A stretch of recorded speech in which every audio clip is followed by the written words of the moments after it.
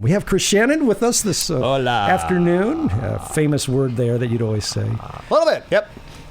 Which, by the way, I probably ought to say hi to John because, John, I think you're probably listening in now. Remember I said something earlier that you kind of like take different pieces of different people to inspire you and stuff? John, we went to high school together. The thing about her was that she was known for being like the hola queen of sorts because she was very much the Spanish girl. In the sense that, she took like all these years of taking just Spanish lessons upon Spanish lessons upon Spanish. So hola was her term. Somehow that got incorporated into the night show, and I don't know why. I just got started nothing doing to do it. with being Spanish or Mexican. No, I didn't start it.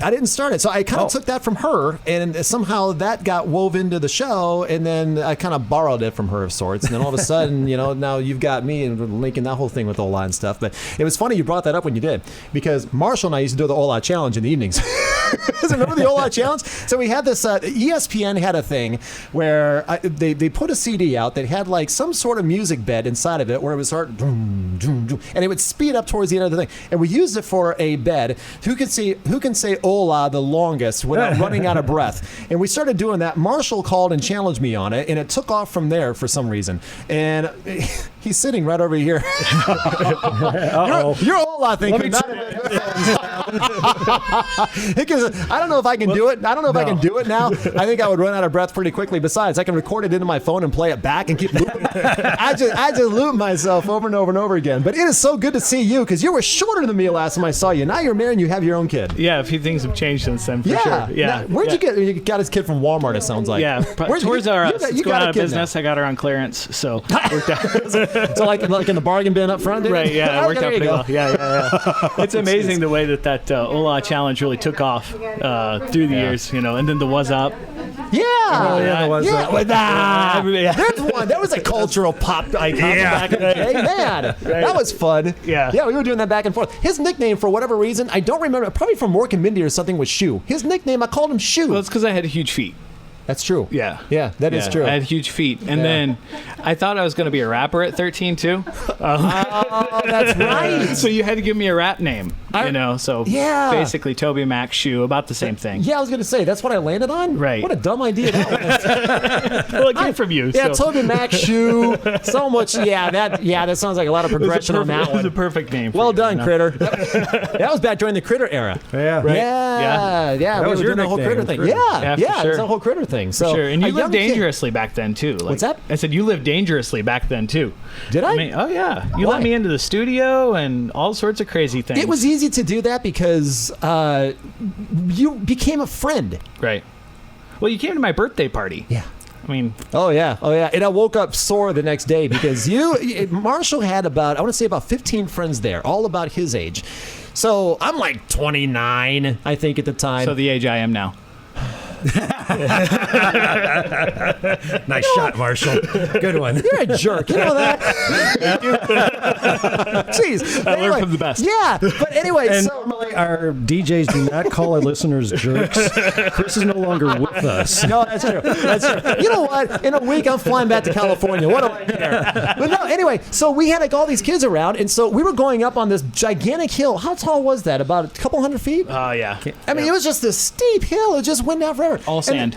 All sand. So Marshall goes, hey, let's go roll down this hill. I'm like, okay. So we all climbed up this hill, and I got to the top. I'm puffing and wheezing, and all the kids are just like, running all the way up to the top. And then here came the time to roll down. And they're rolling down like it's no big deal because they've done it before. I'm looking down the hill like, and I paused, and I looked. And then I rolled down the hill. And then I got to the bottom.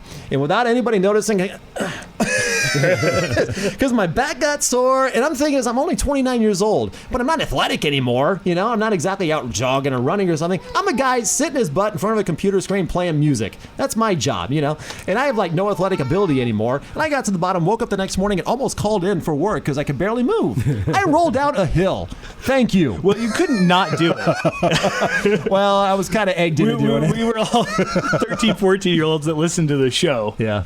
And, and you guys, you were all calling Shannon. in. you're Chris Shannon. And at the time, you know, Well, yeah, I mean, I went of to course the party. not now. Oh, I went to the party because you were Marshall. You were Right, I used to right. call him Harshal Marber for a while. I would switch off the first Yep, letters for a little yep, bit. Yep. Yeah, And I'd yeah. see how many times a night I could call in. We Yep. became really good buddies. And the cool thing was because I was living in Archbold then, him and Wasion, so we were kind of like neighbors. Yeah. And so it was easy to kind of form that friendship there, you know. But yeah, all Yeah, the way down to nicknames and rolling down hills and all kinds of fun stuff. Now he's got a kid and he's married, and so there it comes back to that generational thing again. Yeah. So Yes has been here for a long time. Yes. Yeah, long Here's time. another one for you. I'll have my 10th anniversary in June. So there you go, For Chris. what?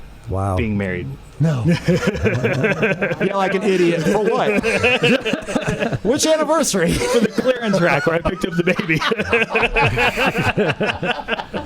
You know what? You made some great deals, dude. You know how to shop. Well, Chris, Good shopper. here's your chance to get back at him with the age comment. I have that recording you sent me. Oh, that's right. I forgot about that. No. Yes, you got the No. headphones on. Listen close. Okay, here we go. Hey, SFM. Hi, is this Chris? Yeah, this is Chris. Who's this? You don't know? Oh, this is Marshall. Oh, yeah. How you doing, man? Great, how are you? Excellent. What you got tonight for the top 8? I don't know. People told me to vote for us, but Tonight I'm voting for Doug's Good Job 2000. I do. I love that song. I'm glad you reminded me of that. I totally forgot. That was Marshall. That's Yep. this guy right here. That is incredibly embarrassing. Oh, yes. Oh, yes. I Man, you used to sounded wonder. so little. Right. I used to wonder why he got me confused with a caller named Jordan, who happened to be female. It all makes sense now. Forgot. You know what? I forgot about that. Remember I called you a jerk earlier? I took it yeah. all. I forgot about that part. You reminded me of that. I You totally had forgot. about a 95% hit rate, so can't complain too much. Jeez. Oh man, Jeff, thanks for reminding me. I totally forgot about that. no problem. Yeah. Man, you changed. A little bit. That was before you were Walmart shopping. That's right. You- Went long before. You hadn't hit your stride yet because Yeah. you had that young squeaky voice. Yeah, long before the clearance rack. Yeah. Dude, he's been connected with Yes for a long time. Yeah.